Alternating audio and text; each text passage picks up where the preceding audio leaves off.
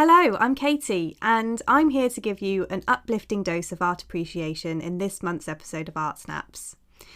This is the talk series where I pick 3 artworks from Swindon Museum and Art Gallery and spend 10 minutes telling you a little bit about them. This is episode 33, and I'm taking my inspiration from an online exhibition which was recently curated by the Friends of Swindon Museum and Art Gallery. The exhibition is called Optimism, From Spring to Summer, and it presents artworks that reflect the atmosphere of joy and vibrancy that we experience when winter turns to spring and spring turns to summer. So after a tough year, optimism is the theme that we're running with, and I've selected 3 pieces from the online exhibition that I think really capture that feeling, and which also represent 3 very different styles within 20th century British art, and 3 very interesting artists too. Let's begin with Mrs. Callie in the Garden, an image of freshness, luminous light and crisp, saturated colour, which was painted at Birdrop Park here in Wiltshire by Kate Allen Tryon. So it's a scene that's reasonably local to us here in Swindon, and it depicts a garden from the Birdrop estate, bathed in sunlight, which falls on a luscious flower bed of poppies and delphiniums, and in fact, it feels so vibrant that it's almost easy to miss the woman knelt down with a basket next to her, and this is presumably the Mrs. Callie of the title. And there's a bit of a local history link in this hint of a narrative, because the Callie family owned the Birdrop estate for hundreds of years.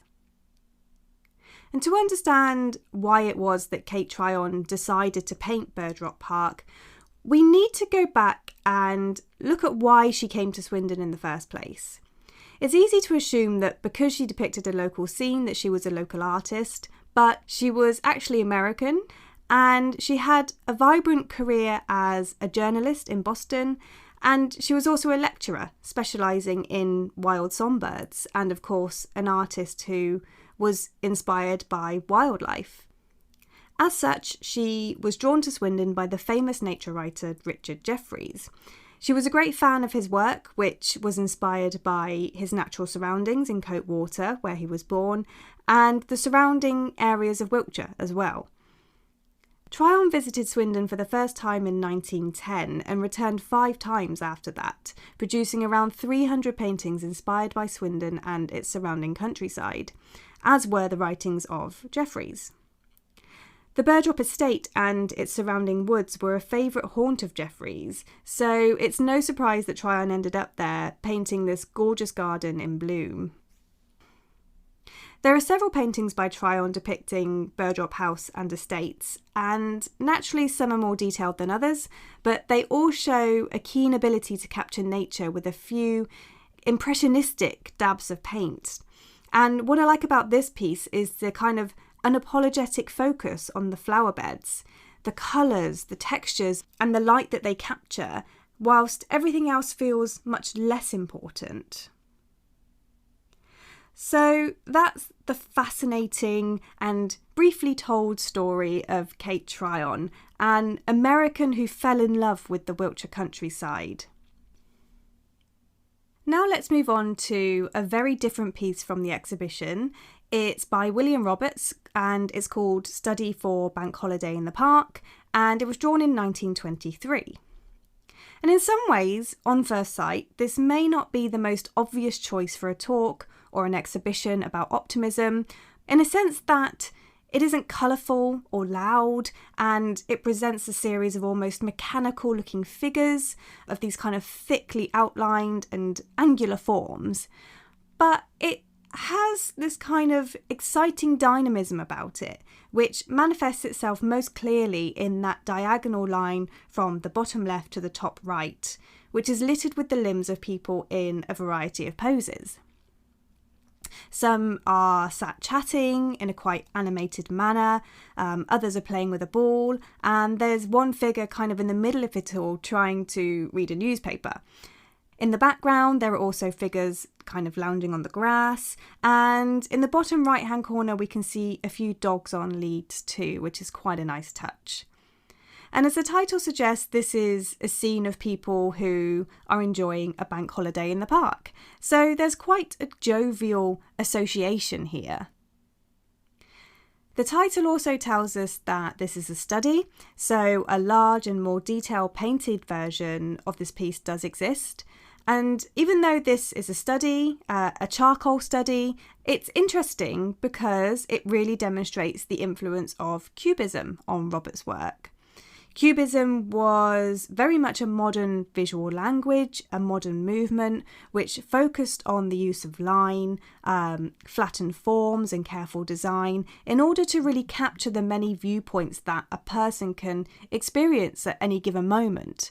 And this study reveals how heavily Roberts focused on solid form and bold design and his skill at depicting complex groups of figures.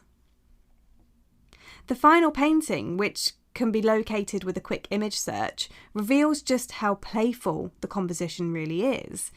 Roberts crams 5 figures in total onto the bench, which is too small for a group of that size, and the few figures that are closest to us are actually pushed right up to the picture plane, so it almost looks as if they're going to be tipped out into our space. And it's the perfect way to really convey the busy atmosphere of a bank holiday in the park through a composition which really makes you look and look again. The final piece I want to talk about today is Pastoral by Cecil Collins from 1965. As you can see, this piece is very different again. It's bold, it's colourful, it's expressive, and it's defined by some really unique imagery and an overall feeling of noise and energy. Cecil Collins was an interesting artist who really valued figurative imagery at a time when abstraction and formal considerations in paintings were at the centre of artistic debate. The 60s is also interesting because by this time we've seen the influence of mass production and commercialism coming to the foreground in movements like pop art. But in this moment when materialism and consumerism were at an all-time high, Collins was interested in expressing deeper meanings. He sought to explore fundamental truths about humanity and the human condition. And this is demonstrated by quite a few interesting pieces by Collins in the Swindon collection, including 2 paintings that were made in the 1960s. I've already covered one of them, which is called The Sibyl, in an episode called Spring Has Sprung, and that piece shows a kind of enthroned priestess. In some ways, Pastoral is quite similar, as it shows a figure sitting on a throne-like structure of vibrant colour within an unidentified natural landscape. But it feels like there's something perhaps louder, more expressive about Pastoral, and it's certainly more gestural, with the bold brushstrokes and dripping paint. It feels like it might be more about a physical relationship between the artist and the paint, as well as presenting this really interesting spiritual imagery that Collins was known for. I always used to think of the figure as being a kind of human-lion hybrid playing a trumpet, with that kind of mane of hair around its head. But having looked more at Collins' symbolism for this episode, I think that perhaps this figure could be something else. Lots of his work draws on angel-like figures of religious imagery and looks at the dichotomy between light and dark. So we often get these wonderful characters, these messengers of life and carriers of light, which emit rays from their heads and their hands and their bodies. There's an altarpiece he made for Chichester Cathedral in 1973 called The Icon of Divine Light, which is a great example of this symbolism. So whether it's a lion or an angel, I think this work really shows Collins's inventiveness and his interest in the human spirit and this really interesting spiritual religious imagery. And it's a lovely way to end this talk about optimism in art, because I think there's something very musical and lyrical and vibrant about it. And that's all for this episode, but there are plenty more artworks to inspire optimism in the online exhibition. You can visit it on Art UK by clicking on the link in the description of this episode. And there are also lots of other art snaps to explore on our YouTube channel, and you can be the first to know when we release a new one if you follow us as well. We are Art on Tour. We're Swindon Museum and Art Gallery's Learning and Outreach project. And I'm Katie Ackrell. Thank you so much for listening. Stay safe. Bye for now.